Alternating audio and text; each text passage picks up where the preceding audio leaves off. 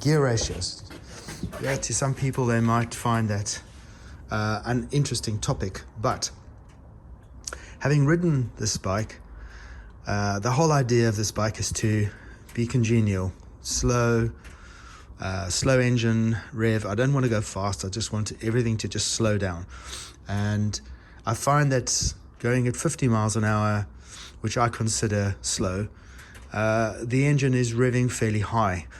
The current ratio on this is the standard rear cog, which I'm gearing, which I'm not sure what it is size-wise. I think it's just the standard one. You don't get a different size rear as far as I understand. But the front is a 20 tooth. Now, I've just ordered a 22, which is Enfield's largest size for the 4-speed. You can see that's a fairly large one. What that will do,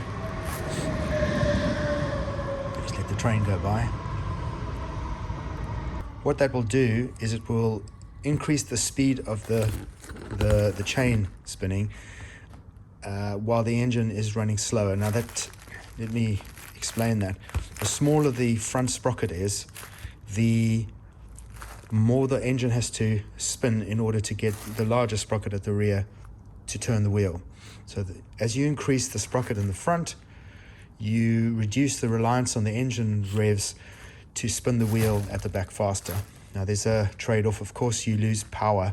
So what I'm going to be understanding here is for a 350cc, how much power I lose when I'm doing hill climbs or pulling off, how much strain I put on the clutch. But we'll see. But I've read lots of bits and pieces about the fact that it's changed a lot of the experience of the riders, because the whole idea is to ride these motorcycles nice and congenially, and you don't want the engine over revving, even though it might be optimal for fuel economy. It's a little, I guess it's psychological.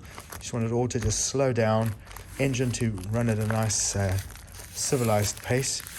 The other thing is that if you are running a tooth this size, you have to change the chain. The chain on here, I believe, is a 96 pitch. It's 96 links on it, and that, because of the added circumference, you need a larger chain. So this is a 97, which I'm told will fit a 22 front sprocket with a standard rear sprocket.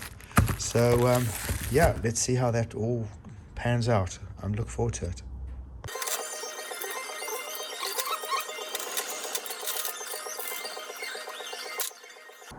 I'm almost all the way forward, so that chain is incorrect.